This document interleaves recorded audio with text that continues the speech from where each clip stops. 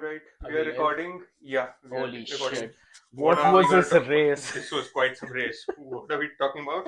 We're talking about people messing up. Yeah, For example, yeah. Verstappen. For example, Anyway, Norris. For example, let's begin. Alright. Hi, just a quick interruption to let you guys know that we're shooting an episode that it requires your F1 hot takes and we will be reviewing them. So to submit, you can send us an email at unsafetymailbox@gmail.com. Thank you. This was a wild one. it This a very was wild one. the best race. It was There is honestly no doubt about that. fucking amazing. Let there be no doubt about that. I This remember was wild. when I was watching this live at 1:30 in the morning, I was screaming when when Leclerc did the same thing twice in a row. God damn, that was amazing. I mean, we'll get to that, but we'll. You mean Max, right? What do you mean? Max drove off the track. No. I'm talking about Leclerc just sneaking in, getting that. Oh, that. Oh, While yeah. they were that. fighting. Oh, yeah. Fair. That's also there. A lot of things happened. Yeah. We've essentially lost track. We're having to like make notes and stuff for this. So Yes. yeah. Jesus. So where do we actually start? Let's see, where do we actually start? Oh, Yeah. This meme was. This was an average Verstappen race. It's just him absolutely terrorizing Lando Norris by the end of it. Recycled from the last episode as well. Yeah, again, and because it's happened twice in a row. Yeah, and even in the post-race interview, he essentially said, "Oh yeah, 20 seconds. I'm not too worried about that." He essentially knew that he was going to get a 20-second penalty. I think he was hoping for 10 because he was quite confident when he was given like 10, and the second one he was just like, oh, whatever. Like, oh yeah, big deal. Happens every day at this point. Yeah, I swear. I mean, yeah, I think he got the penalties from the previous race in this race also with interest. Yeah, 20 seconds is a massive penalty. I mean, that's like Ocon levels we are reaching. Which is something, honestly, because Ocon is the king of getting penalties. Ocon is definitely the king. So yeah, he in the post-race interview also, his concern essentially was just that the car is not fast. Yeah. Throughout FP1 and the race, he was complaining about the engine constantly, and I think that's also why they're changing his engine now. Yes. He's going to get a 5-second grid penalty in Brazil, but I mean it's a Red Bull. I think he can. Depends on how Mercedes and McLaren do, and Ferrari. He should be able to climb up.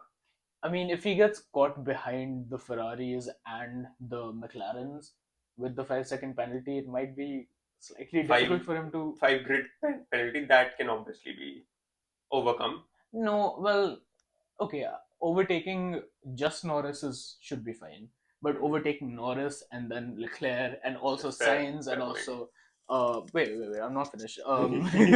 Also Russell, also Hamilton. Okay, I mean, Russell and Hamilton had a pretty good fight. Yes, there for like 10 laps, and Hamilton came out on top. Yeah, as per he is. Would be expected of someone his experience. Would be expected. Actually, yeah, that's true. Yeah, the Mercedes are like a proper like 4th and 5th team right now, like P4 and P5 team. They're barely hanging on to like the front of the. Yeah, and I think they better get upgrades soon. Yes, desperately needed. Yeah, look how they have fallen. The mighty have fallen. But speaking of the mighty falling.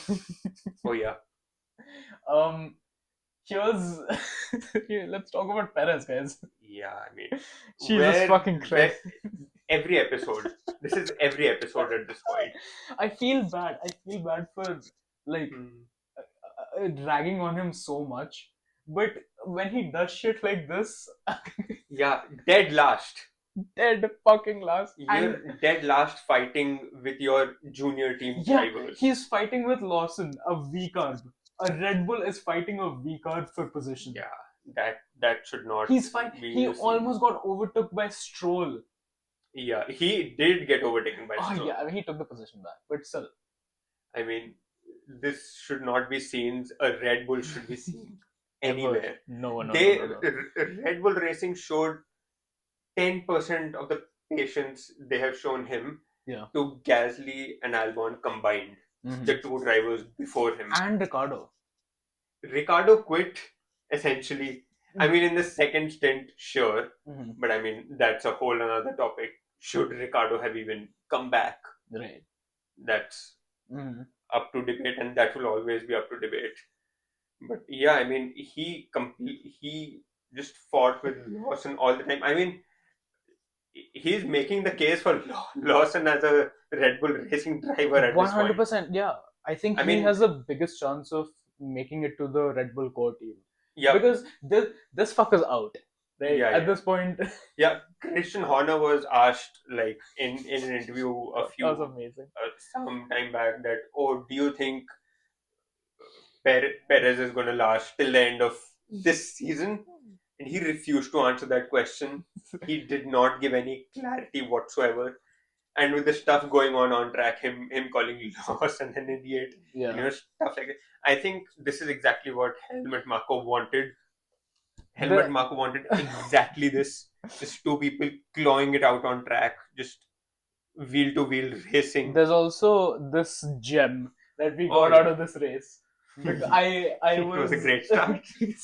just absolutely in denial of the situation. Yeah. He is off position. By the way, a person in a Mexican guy Hmm. in his own home race does not know where his starting grid position is seems insane. Why?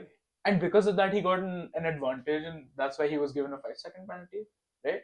Yeah, I think it was a Yeah. 5-second one, but And his response, the fucking audacity this guy has to be like, no. it was a everything great was start, fine." guys. What the Trust fuck? me.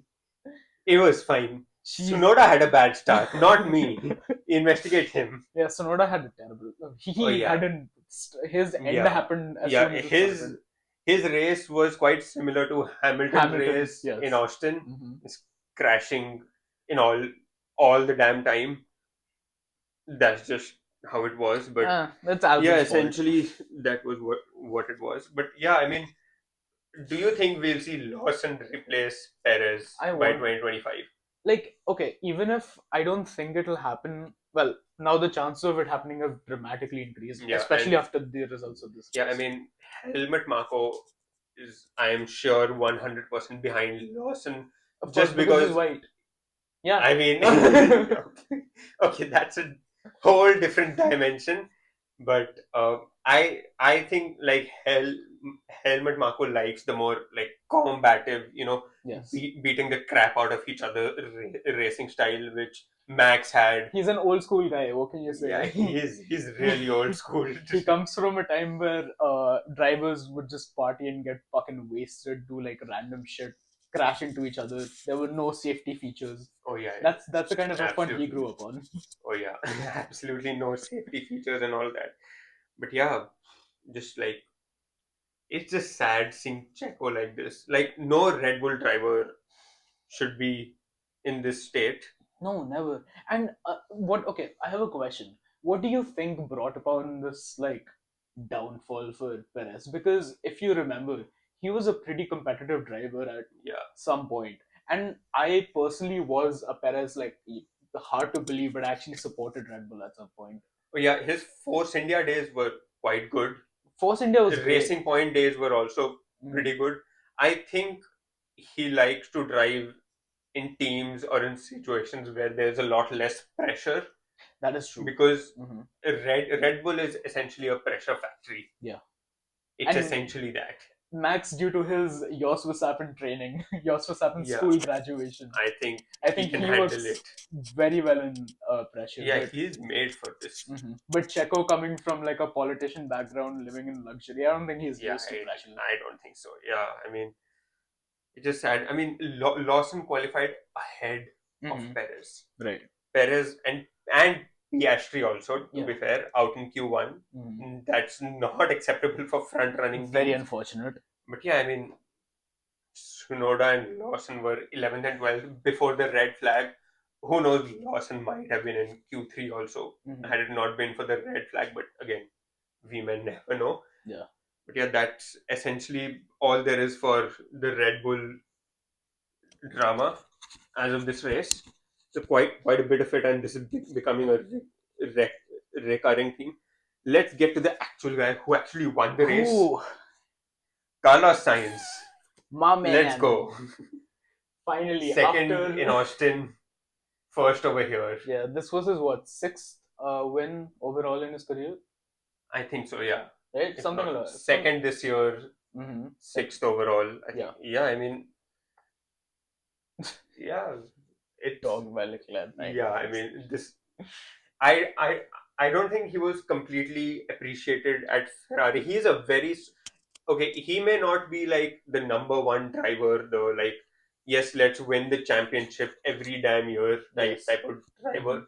But he's definitely not a number two driver. Yeah, I mean he's at least consistent throughout the years. Like there hasn't Yeah. been like a big slump of him not winning at all. Yeah. And then True. like the 6 wins that he has are fairly evenly spaced out, I would say. Yeah, fair. I mean, and it'll hurt to see him go to Williams in 2025. Because that's basically the end of his fucking career. So Let's hope. I mean, James Vowles has said in quite a few interviews that 2026 they're really focused on the 2026 regulations, and they're preparing. Like he said that if there are 50 people in his constructors aero team, 45 are working on the 2026 car, 5 are working for these regulations. damn. Which I mean, I maybe Sainz is betting on that. You Mhm. never know. It could pay off. It could definitely pay off. Williams can make a comeback after how many decades? 2 decades. Yeah. Yeah, I mean, the 90s were when they really shined. Yes. They were decent up until like the late 2000s, Mm-hmm. even early 2010s. Right. But yeah, then they just slumped off. Yeah. And that's just sadly how it is. But yeah, Ferrari's been doing beyond amazing, Yeah. to say the least. And we could have had another Ferrari 1-2 if it wasn't for Mr. Leclerc's unfortunate. What did he Yeah. have a lockup? Yeah, he had a lockup. He slid essentially, and had the barriers not been that far out of the track, it was a Ferrari DNF for Leclerc. Yeah. Essentially, and yeah, thank God it's not. Thank God they're still in the constructors properly, and they are essentially helping Max win the Yeah. drivers' championship. Honestly.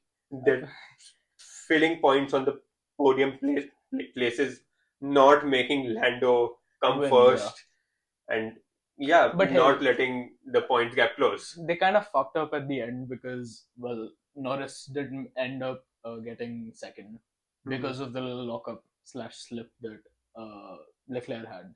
Yeah, So, essentially. I mean, had it not been for that, mhm. then this strategy of Max would have been perfect. Actually, Oh, Max finished sixth. Had if not for that slip of Leclerc, Norris would have been third. Yes. They would have closed the championship gap even further. Yeah. I mean, this guy did some big brain math. Yeah. Oh, do you want to talk about his justification for getting yeah. that 20-second My penalty? God. That was just art. If there ever comes a point of time where people in school say, "Oh, you know what? When has math helped us in real life?" Right here. Right here. In high-speed motorsport. In high-speed motorsport.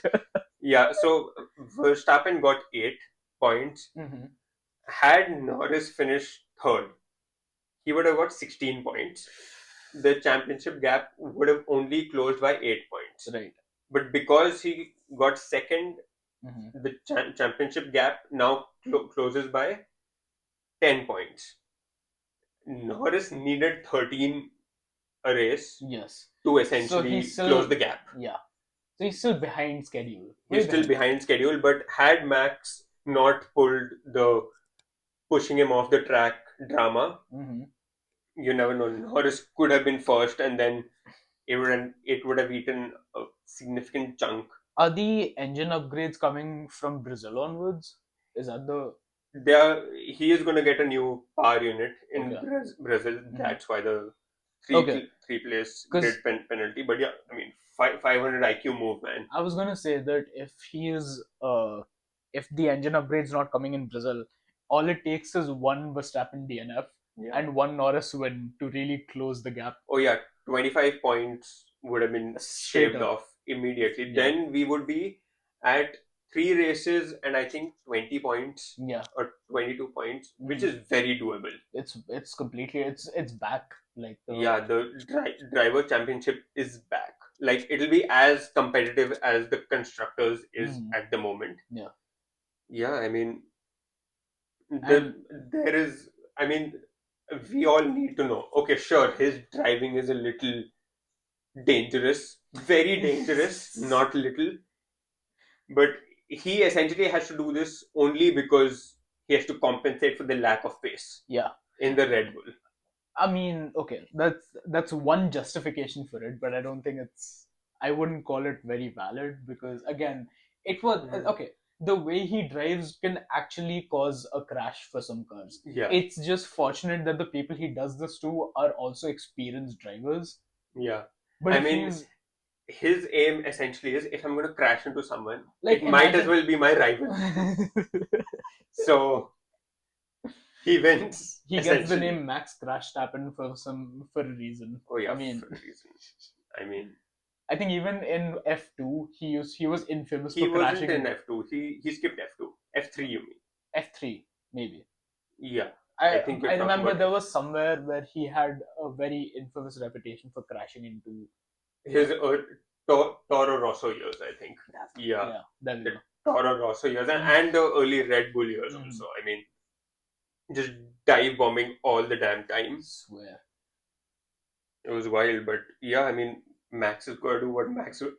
For him, looking at his post-race interviews and things like that, 20-second penalty is just cost of doing business at this point. It's not really a penalty.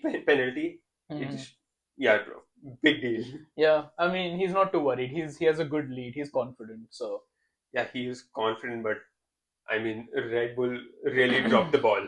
Yeah, the downfall is real, and it's a little telling that McLaren, Ferrari, and Red Bull, like McLaren and Ferrari, have now leveled up their car, upgraded it to the point where they can fight for wins, and now is the time of all the times that Red Bull chooses to drop the ball.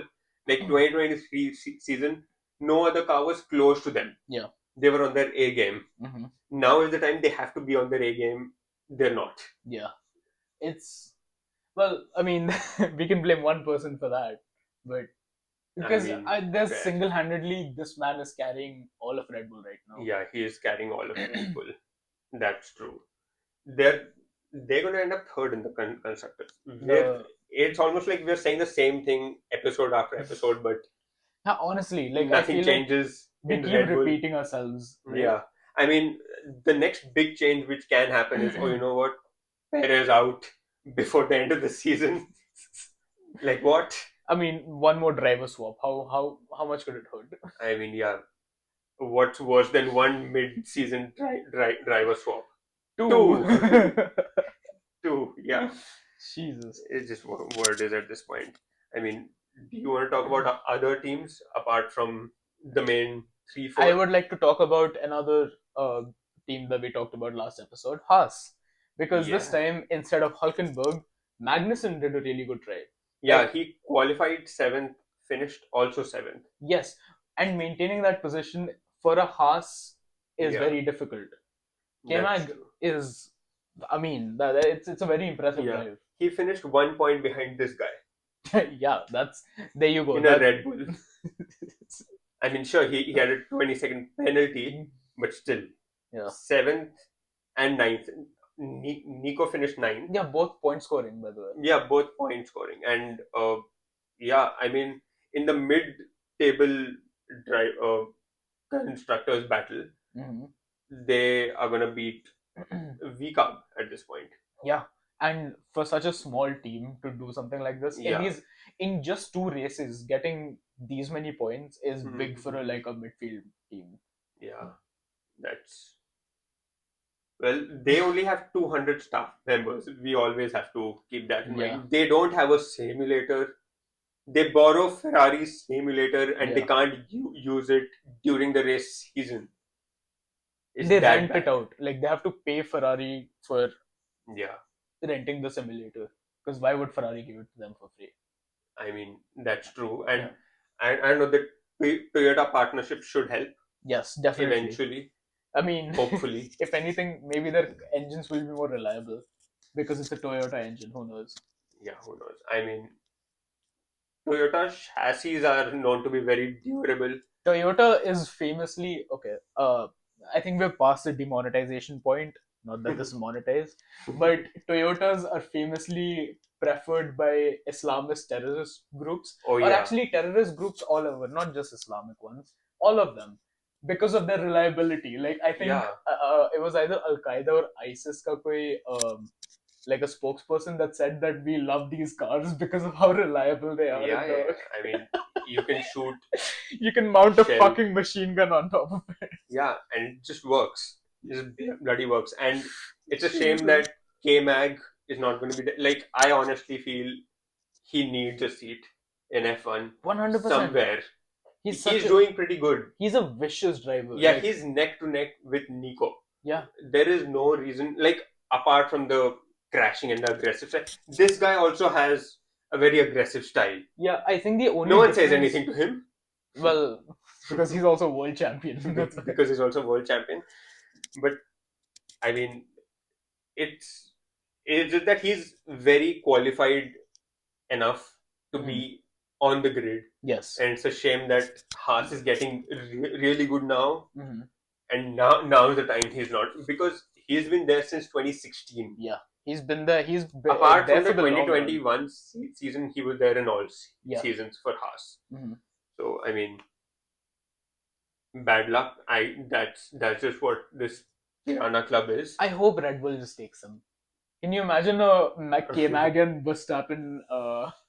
I highly doubt that's gonna happen.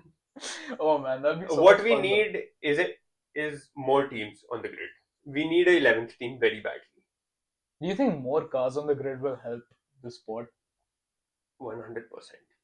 We need more. I feel like it's gonna clutter it even. I think 20 cars on the grid right now is more than enough. Because there used to be 30 at one point of time. Yeah, and there also used to be, refueling mid-race. That's the... I mean, things change for a reason. There used to be 30 at one point in time, but the cars back then were much smaller. That's another thing. The cars for this specific regulations, are actually huge. They are massive. They're fat. No, for cars. The 2026 regulations are comparatively smaller than the ones we have now. In that case, we could have one more team. Yeah, we definitely. And Andretti Cadillac needs to come. Cadillac? Yeah, Andretti Cadillac actually applied for 2028. But they got FIA approval, but F1 basically said, hell no. Because money. Because more teams means they have to share the prize pool with more people. Yes, unfortunately. So that's just the sport we are in, unfortunately. Yeah. Anyway, should we call it a day? Should we? This episode? I feel like we're missing something. Are we missing something? No. We're missing... Oh, no. We're missing a very important part. We're missing Brad Pitt. Our newest driver in the... Oh, yeah. Brad Pitt won the race before it started. Yeah, he's shooting for the new F1 movie. Yes. I just hope it's something decent. It's not some generic one. I mean... Because they used a very generic song in the trailer. We Will Rock You. For an F1, I don't know. I hope it's good. Yeah. There was a Gunther Steiner cameo there, which is quite exciting. I love that guy. For all I hope, I mean, make it like a bronze GP, recreation of the 2009 season, like an indie team just coming for one season, winning the season, and then leaving the next season. Yeah. I mean, that can happen. We forgot about Alonso, didn't we? Yeah, as did his car's reliability. Yeah, Smoke in the 400th cockpit. race for that guy, but Yeah. that's also how he finished his 300th race with McLaren Yeah. back in the day. It's really sad. Again, as an Alonso fan, it really hurt. Like, if everything else in the race hadn't happened, this would have been my least favorite race, probably of the entire season. Straight up. It was the best. It was really great, except for that one little Alonso part. But okay, happens. Anyway. He anyways would have gotten like 8th or something. Yeah, essentially. Quite a few people DNF'd. Yeah. Yeah. Sonoda, Alonso, Albon. That's just how it is. Anyway, now should we call it a day? We should call it a day. Covered everything. Yes. Every main thing at least. And what you should do is like, share, subscribe. Yeah. All right. Let's plug in our Insta and our Twitter and everything. The mailbox. Oh yeah. The mailbox. Very important. More about that in a bit.